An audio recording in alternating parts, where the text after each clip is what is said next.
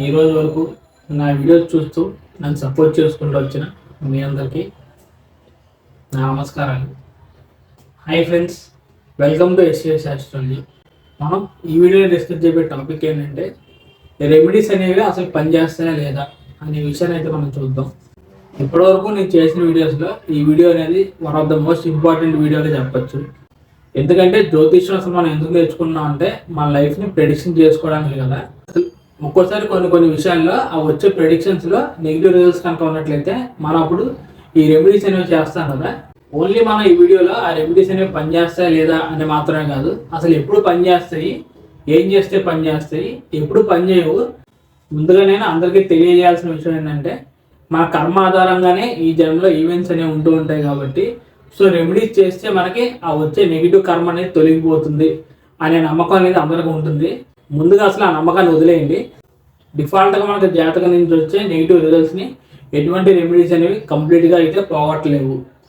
ఆ విధంగా ఈ రెమెడీస్ కనుక పనిచేయకపోతే నేను ఎందుకు జ్యోతిష్యం నేర్చుకోవాలి, లేకపోతే రెమెడీస్ అనేవి ఎందుకు చేయాలి అనే విషయానికి వచ్చినట్లయితే ఈ రెమెడీస్ చేస్తే మనకి ఏమొస్తుందంటే ఆ వచ్చే నెగిటివ్ కర్మ ప్రభావం అనేది కొంతవరకు తగ్గుతుంది.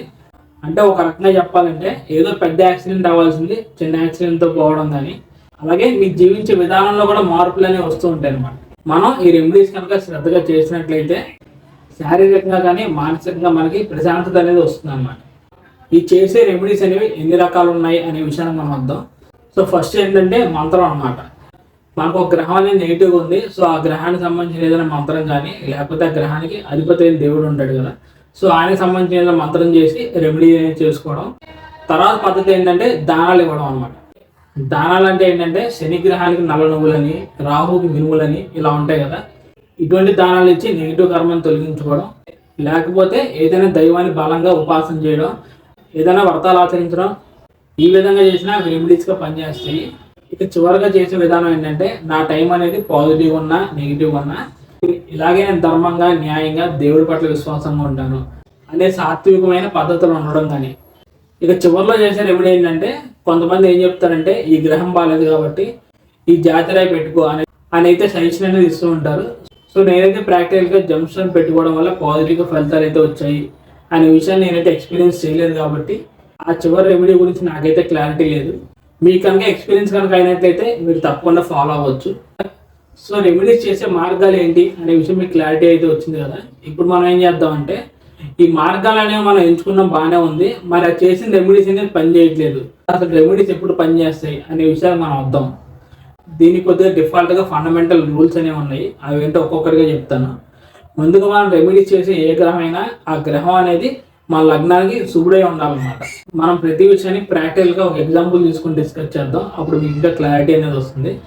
మనం తులా లగ్నం వారిని తీసుకున్నట్లయితే ఆ తులా లగ్నం వారికి ఎవరికైనా ఫర్ ఎగ్జాంపుల్గా సంతానం సంబంధించిన ఏదైనా ప్రాబ్లం ఉంది అని మనం అర్థం చేసుకుందాం. ఇప్పుడు ఏంటంటే ఈ తులా లగ్నం వారికి ఆ సంతాన స్థానానికి అధిపతి ఎవరు? శనిగ్రహం కదా. శనిగ్రహం లగ్నానికి ఏమవుతాడు? డిఫాల్ట్గా యువకారకుడు అవుతాడు. సో ఇప్పుడు ఆ యువకారకుడు శనిగ్రహం ఏదైనా ఎఫెక్షన్ పొందాడు, లేకపోతే బలహీనంగా ఫర్ ఎగ్జాంపుల్గా నీచే పడ్డాడు అనుకుందాం.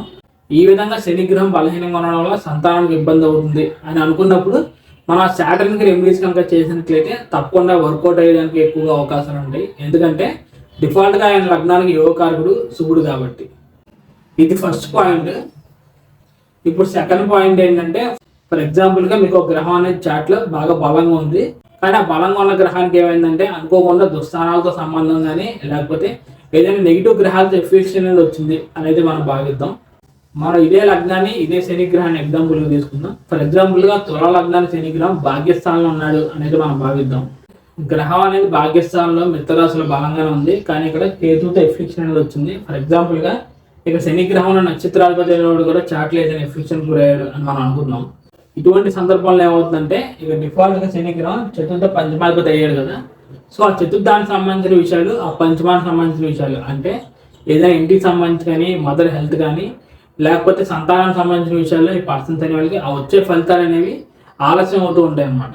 ఇక్కడ మనం అర్థం చేసుకోవాల్సిన విషయం ఏంటంటే అక్కడ శనిగ్రహానికి ఎఫెక్షన్ వచ్చినప్పటికీ గ్రహం అనేది డిఫాల్ట్గా బలంగా ఉంది, మంచి స్థానంలో ఆయన ఉన్నాడు కాబట్టి ఫలితాలు అయితే ఖచ్చితంగా వస్తాయి. కానీ ఆ వచ్చే దానిలో కొద్దిగా ఆలస్యం, ప్రాబ్లమ్స్ అండ్ ఇష్యూస్ అనేవి వస్తూ ఉంటాయి. ఆలస్యం అంటే ఓన్లీ లేట్ అవ్వడం మాత్రమే కాదు, 1-2-3 సార్లు ప్రయత్నం చేసి ఫెయిల్ అవ్వడం కూడా అవ్వచ్చు. ఫర్ ఎగ్జాంపుల్గా ఇదే తులా లగ్నం అనే వాళ్ళు ఏదైనా ఇల్లు కట్టుకోవాలి లేకపోతే సంతానం కోసం ప్రయత్నం చేస్తున్నారు అని మనం భావిద్దాం. ఫర్ ఎగ్జాంపుల్గా వాళ్ళకి శనిగ్రహం యొక్క మహర్దశ కానీ అంతర్దశ కానీ ఏం జరగట్లేదు. సో అటువంటిప్పుడు వీళ్ళు చేసే ప్రయత్నంలో ఆలస్యం అనేది వస్తుంది అనమాట. ఎందుకంటే ఏదైనా గ్రహం అనేది ఆ పర్టికులర్ హౌస్ సంబంధించిన విషయాల్లో యాక్టివేషన్లోకి వస్తేనే మనకు ఆ ఈవెంట్ అనేది ఎక్కువగా జరిగేదానికి అవకాశాలు ఉంటాయి. ఆ విధంగా శనిగ్రహం దశలైనా రాకపోయినా ఫర్ ఎగ్జాంపుల్గా ఒకవేళ శనిగ్రహక మహర్దశ అనేది జరుగుతుంది అని అనుకుందాం. ఆ మహర్దశలో బలంగా పాపగ్రహక అంతర్దశ అనేది జరుగుతుంది అనుకుందాం. అప్పుడు ఏమవుతుందంటే మనకి శనిగ్రహం ఫలితం ఇద్దాం అనుకున్నా ఆ అంతర్దశలో ఉన్న గ్రహం యొక్క నెగిటివ్ ప్రభావం కారణంగా వచ్చే ఫలితాలు మనకు రావన్నమాట. సో అప్పుడు మనం చేయాల్సిన విషయం ఏంటంటే పేషెన్స్గా అంతర్దశ అనేది వెళ్ళేంత వరకు ఆగడం అనేది చాలా వరకు మంచి విషయం అనమాట. సో తర్వాత చెప్పుకోవాల్సిన విషయం ఏంటంటే ఇది నేను ప్రాక్టికల్గా ఎక్స్పీరియన్స్ చేశాను. కొంతమంది నా దగ్గరకు వచ్చారు కూడా. వాళ్ళు అడిగే సమస్య అనేది ఒకదానికి సంబంధించింది అయితే వాళ్ళు చేసే రెమెడీస్ అనేవి ఆ సమస్యకి సంబంధం లేకుండా ఉంటాయి అన్నమాట. అంటే ఫర్ ఎగ్జాంపుల్గా కొంతమంది వస్తూ ఉంటారు, సో నాకు జాబ్ అనేది రావట్లేదు, కెరీర్ అనేది సరిగ్గా లేదు. సో నాకు కొంతమంది ఏం చెప్పారంటే నాకు శనిగ్రహ స్థితి అనేది బాగాలేదు కాబట్టి సో శనిగ్రహానికి చేసుకోమని చెప్పారు అని ఈ విధంగా చెప్తూ ఉంటారు. కానీ మనం పర్సనల్గా వాళ్ళ చాట్ అనేది చూసినట్లయితే అక్కడ శనిగ్రహానికి ఆ దశమ స్థానానికి కానీ లేకపోతే కెరీర్కి ఎటువంటి సంబంధం అనేది ఉండదు. సో అప్పుడు నేనేం చెప్తానంటే కెరీర్కి కానీ శనిగ్రహానికి రెమెడీస్కి ఎటువంటి సంబంధం అనేది లేదు. శనిగ్రహాన్ని చేస్తే ఈ విషయాల్లోనే మీకు వర్కౌట్ అవుతుంది, ఈ విషయంలో వర్కౌట్ అవ్వాలంటే వేరే గ్రహాన్ని చేయాలి అని ఈ విధంగా మనం అయితే చెప్తాం. అలాగే చివరిగా రెమెడీస్ పని చేయాలంటే చెప్పే విషయం ఏంటంటే ఆ చేసే రెమెడీస్ అనేవి సొంతంగా మీరు చేయడానికి ప్రయత్నం చేయండి. కొంతమంది ఏంటంటే నాకు కుదరదు కాబట్టి నేను మా అమ్మగారి చేత చేపిస్తాను లేకపోతే నాన్నగారి చేత చేపిస్తాను, గుళ్ళో జపం చేయించేసి సరిపోతుంది కదా, నాకు ఈ ప్రాబ్లం అనేది ఉంది. సో మీరు చెప్పే రెమెడీ అనేది ఎలా ఉండాలంటే ఈ ప్రాబ్లం అనేది నా జీవితంలో అసలు కనిపించకూడదు అని ఇటువంటి విషయాలన్నీ అడుగుతూ ఉంటారు. ఇటువంటి విధానాలు పాటించినా ఇటువంటి ఆలోచన చేసినా ఆ చేసే రెమెడీస్ అనేది బూడిదలో పోసిన పన్నీరే. సో రెమెడీస్ అనేవి ఎప్పుడు పనిచేస్తాయి అనే విషయం మీరు తెలుసుకున్నారు కదా. ఇప్పుడు మనం ఏం చేద్దాం అంటే రెమెడీస్ అనేవి అసలు ఎప్పుడు పని చేయవు అనే విషయాన్ని మనం వద్దాం. ఫర్ ఎగ్జాంపుల్గా డిఫాల్ట్గా మీకున్న జాతకంలో ప్రారంభ కర్మ అనేది బాగా నెగిటివ్గా ఉంది. మీరు ఎటువంటి రెమెడీస్ చేసినప్పటికీ ఆ రెమెడీస్ అనేవి పని చేయకపోవచ్చు. దీని గురించి మీకు అర్థమయ్యేలా చెప్పాలంటే ఫర్ ఎగ్జాంపుల్గా ఒకళ్ళ చాట్లో ఏమైందంటే బాగా ఎక్కువగా గండాలు ఉన్నాయి లేకపోతే క్రోనిక్ హెల్త్ ఇష్యూస్ అనేవి ఉన్నాయన్నమాట. అంటే లగ్నానికి 6వ స్థానానికి 8వ స్థానానికి బలంగా నెగిటివ్ ఎఫెక్ట్స్ అనేది వచ్చింది. అసలు ఎటువంటి యువకారకుల దృష్టి అనేది లేదు అనుకున్నప్పుడైతే ఆ పర్సన్స్ అనే వాళ్ళు ఆరోగ్యం కోసం రెమెడీస్ చేద్దాం అనుకున్నారు. అప్పుడు ఆ రెమెడీస్ అనేవి పనిచేయవు అనమాట. ఆ రెమెడీస్ చేస్తే ఏమవుతుందంటే మనకు ప్రాణాపాయ స్థితి నుంచి బయటపడడం కానీ లేకపోతే సరైన ట్రీట్మెంట్ అనేది మనకు దొరకడం తప్ప ఇటువంటి ఫలితాలు వస్తాయి తప్ప ఫ్యూచర్లో మీకు ఆరోగ్యం అనేది బాగుంటుంది అని అయితే మనం చెప్పలేము, చెప్పకూడదు కూడా.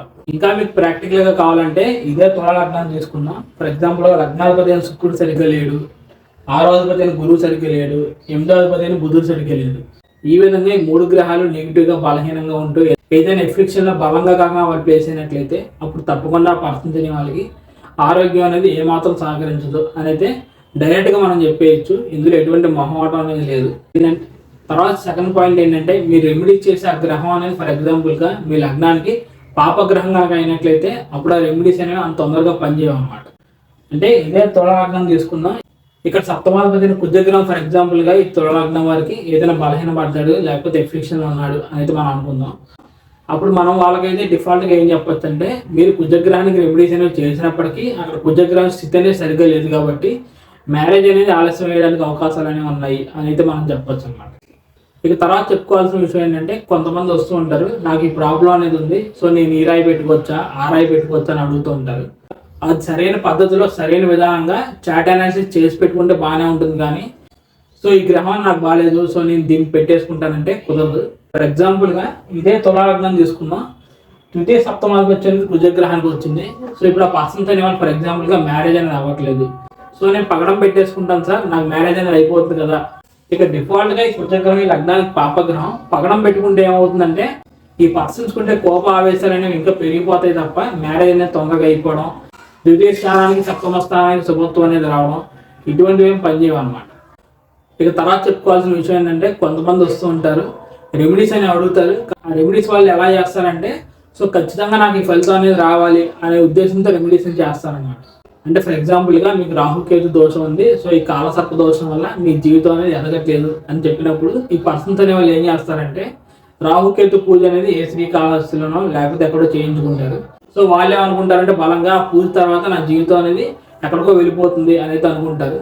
సో సో ఎక్కువగా వాళ్ళు ఆ కోరికని ఎక్స్పెక్టేషన్స్ని దృష్టిలో పెట్టుకుని మాత్రమే ఆ పూజ చేస్తారు, కానీ ఇలా చేసే పూజలో భక్తి కానీ సిన్సియారిటీ కానీ చాలా తక్కువగా ఉంటుంది. సో అప్పుడేమవుతుందంటే ఆ చేసే పూజ అనేది పనిచేయదు అనమాట.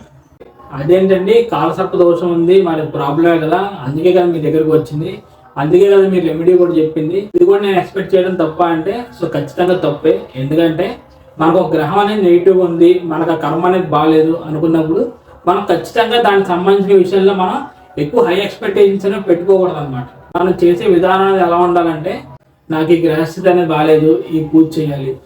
సో ప్రస్తుతం వాళ్ళు చేయాల్సిన కర్తవ్యం ఏంటంటే సిన్సియర్గా డివోషన్గా ఆ పూజ అనేది చేయడం మాత్రం. అది ఎప్పుడు జరగాలో, మనకున్న కోరిక అనేది ఎప్పుడు ఫుల్ఫిల్మెంట్ అవ్వాలో టైం అనేది డిసైడ్ చేస్తుంది. ఈ విధంగా ఎక్స్పెక్టేషన్స్ పెట్టుకున్నా కొంతవరకు పర్లేదు, కానీ ఇంకొంతమంది మరీ దారుణంగా ఉంటారు.